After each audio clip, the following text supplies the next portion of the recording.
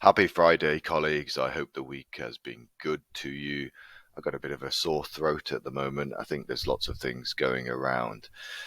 Thank you also to the colleagues that reminded me that last week was only 4 tips. Let's see if we can get through all of the 5 of them this week. My first one.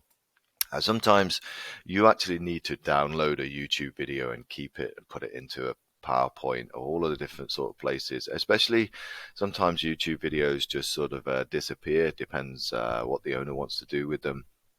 But if you do really need to keep a copy of it, perhaps it's your own YouTube video, then I use a piece of software. I don't use any websites. I know there are loads of websites out there, but quite often they're unstable as well.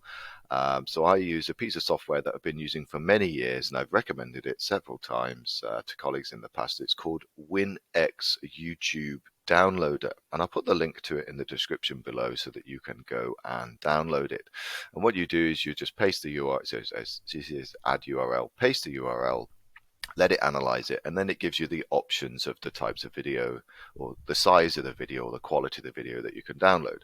I always go for the maximum and click download. And I'm always amazed at actually how fast it takes to download. You can see here, look, it's now downloading it, and that will appear on my desktop as an MP4, and I can do whatever I like with it. Which leads me nicely onto the second tip, because that is the video that I just downloaded. The second tip is updates to Teams. So over the summer, there will be quite a lot of updates to Teams.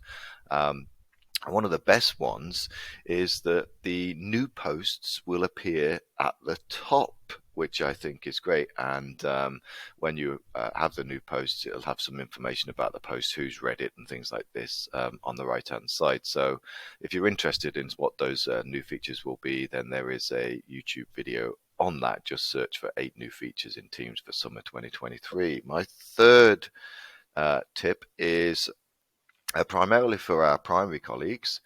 Excuse the pun there, but there is a new piece of software, the Smart Notebook software. We're now on version 23, and if I can find the email regarding that, there are lots and lots of new features in version 23. Now, sadly, it won't update automatically as a pop-up. You have to go and get the new version.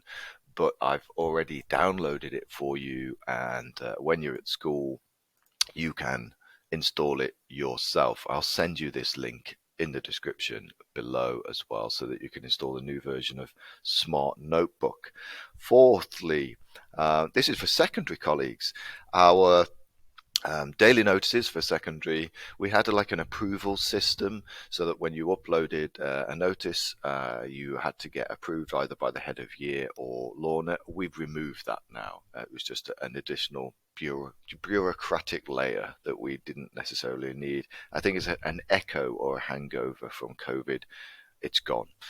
And lastly from me, there's a new feature that's appeared for me, and I don't know if it's the same for you, but when you click on a link in an email, here is like the winner of the best dad joke. When you click on this, it opens up your browser and then opens up the email next to it, which sometimes is actually quite nice. You can scroll the email down and you can actually scroll the web page.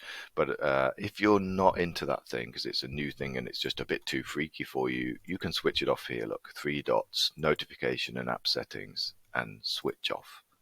Have a great weekend, everybody. Take care. Bye-bye.